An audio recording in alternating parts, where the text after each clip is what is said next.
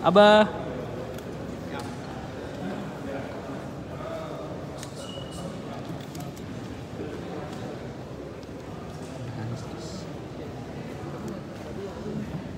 Cek.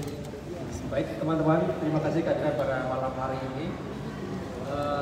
Kami ingin menyampaikan untuk KPK mengapresiasi kehadiran dari 3 pasangan calon presiden dan wakil presiden yang hadir malam hari ini atas undangan KPK dalam acara Bandung Integritas. Dan tadi KPK telah memaparkan kontak Pak Anies dan Pak Muhaimin. Seandainya kemudian nanti terpilih menjadi presiden, pada kesempatan ini KPK memberikan waktu 5 menit, boleh bergantian menyampaikan standing statement terkait dengan upaya dimaksud. Kami silakan dan mohon maaf teman-teman, nanti tidak ada sesi tanya jawab. Abah nomor satu. Baik, kami silakan Pak Anies dan Pak Muhaimin. Oke.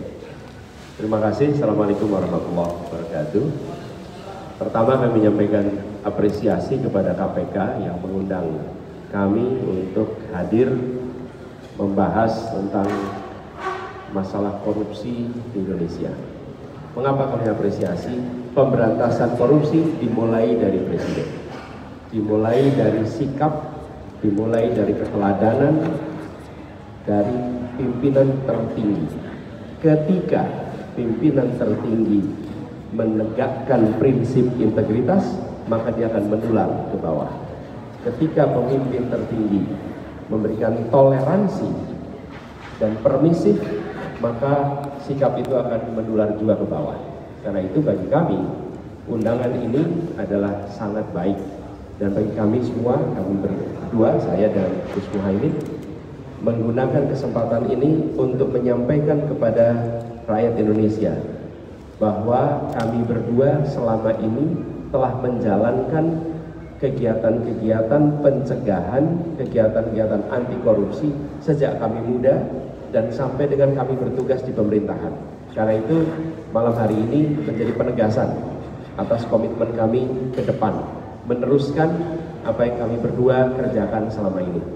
Ada hal penting yang perlu kami sampaikan. Saya dan Gus Imin berkomitmen untuk mengembalikan kewibawaan hukum KPK, independensi KPK, dan itu artinya harus melakukan revisi atas undang-undang KPK. Yang kedua, mengembalikan orang-orang berintegritas ke dalam tubuh KPK.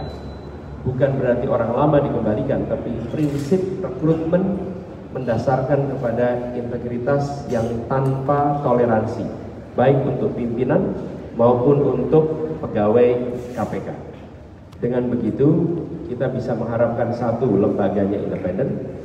Yang kedua, orang-orang yang berada di dalamnya berintegritas, dan termasuk sistem rekrutmen. Yang ketiga, kode etik KPK dijaga tinggi dan didisiplinkan. Kita ingat era di mana pimpinan KPK disiplin betul di dalam melaksanakan kode etik, dan seluruh pegawai KPK menggunakan prinsip yang sama. Saya ingat pada saat saya bertugas menjadi Ketua Komite Etik KPK 2012, saya berkantor di KPK hampir 3 minggu. Dan ketika berinteraksi, mereka disiplin sekali. Saya ketemu di lift pegawai KPK, saya tanya, sedang sibuk apa? Mereka akan bilang, mohon maaf Pak, kami tidak bisa menjawab. Jadi bukan diselimutkan, dikatakan, mohon maaf Pak, kami tidak bisa menjawab. Dan itu mengirimkan pesan, Pak, ini orang punya integritas, dia pegang tuh kode etik. Nah, hari ini kita merasakan komitmen itu turun, kultur menjaga etika itu seakan hilang. Dan kami ingin bukan hanya lembaganya independen, rekrutmennya berintegritas, tapi juga kode etiknya dijaga disiplin yang tinggi. Nah, berikutnya ada beberapa langkah yang kami rencana akan kerjakan. Itu sudah saya sampaikan di dalam pertemuan tadi. Tapi komitmen kami untuk pemberantasan korupsi bukan semata-mata karena kami saat ini menjadi calon presiden dan calon wakil presiden. Tapi ini adalah meneruskan atas perjuangan yang kami jalani selama ini. Termasuk yang bersama kami hari ini. Ini adalah pribadi-pribadi yang memiliki rekam jejak berjuang untuk memberantas korupsi di Indonesia. Sebagian ada di sini, sebagian tidak. Tapi kami menyadari persis salah satu hal yang membuat janji kemerdekaan itu belum bisa dilunasi pada setiap anak bangsa adalah karena korupsi yang merajalela. Karena itu pemberantasan menjadi penting. Demikian 5 menit yang diberikan kepada kami. Terima kasih. Assalamualaikum warahmatullahi wabarakatuh. Terima kasih Pak Adi selamat atas Karena nggak ada tanya jawab, jadi minta maaf ya. Jika saya nggak mau, kurangnya nggak boleh. tidak ada tanda Ya. jawab ya. Oke, tanya jawabnya nanti session berikutnya ya. Oke. Makasih semuanya. Assalamualaikum.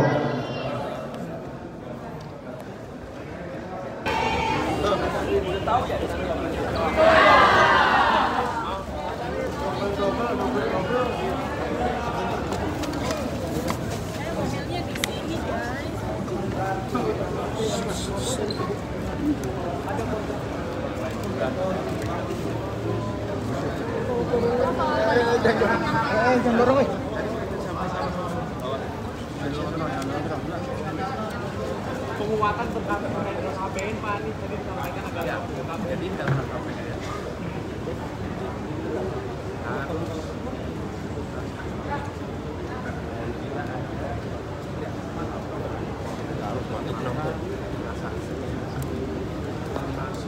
Pak Anies tadi bicara soal revisi undang-undang KPK, apakah menurut Pak Anies KPK masih perlu untuk di bawah presiden secara langsung begitu Pak dalam poin revisi undang-undang KPK? Intinya adalah independensi dan KPK menjadi badan yang memiliki kekuatan dan memiliki ruang gerak yang tidak bisa diintervensi supaya KPK bisa menangani kasus-kasus besar sekalipun tanpa ada intervensi politik dan KPK bisa menjalankan tugasnya dengan menggunakan kode etik yang ada di dalam KPK. Jadi karena itu kami melihat penting sekali membalikan, termasuk di dalam aspek rekrutmen ya, termasuk aspek kepegawaiannya, sehingga pegawai KPK itu orang-orang yang secara sadar masuk ke badan ini bukan karena mencari pekerjaan, tapi karena dia tahu bahwa dia memiliki tugas memberantas korupsi. Karena beda sekali sikap mentalnya antara yang sekedar bekerja dan yang memberantas korupsi.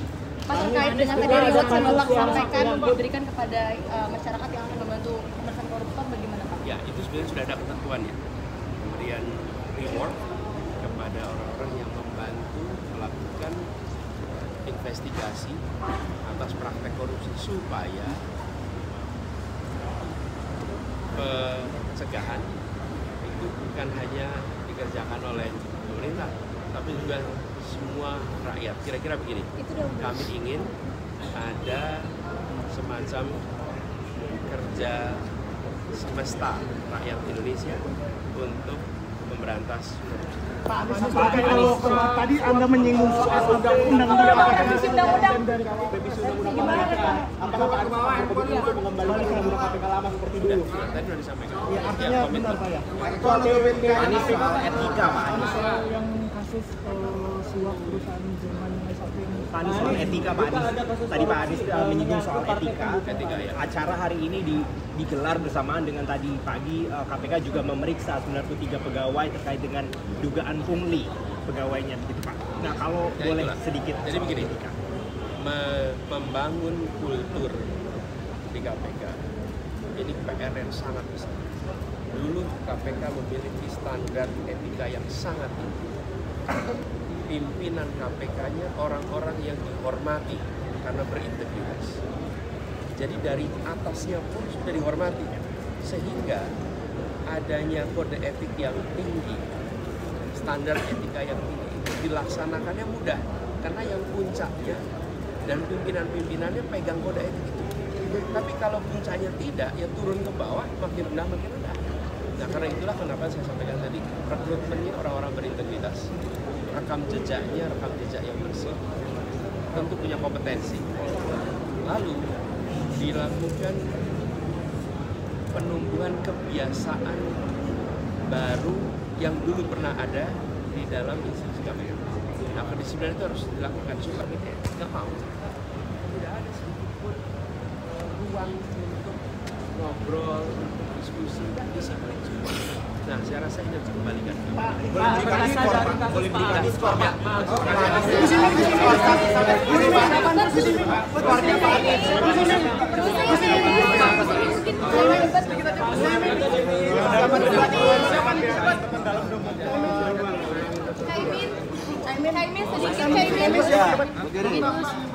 Pemberantasan korupsi harus ditegakkan dan lurus sesuai aturan.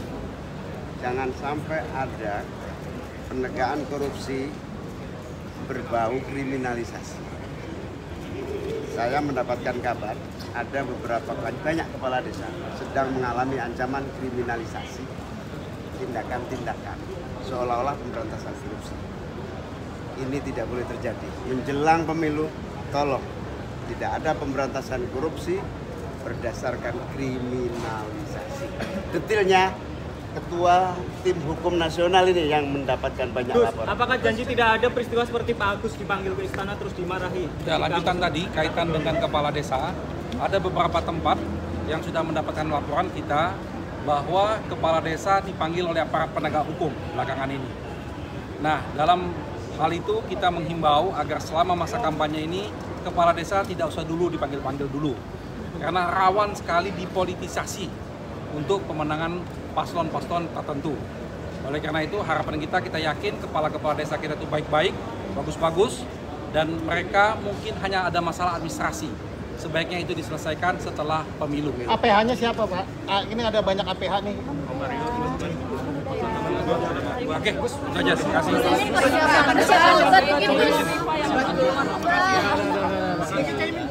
Pak Anies dipanggil.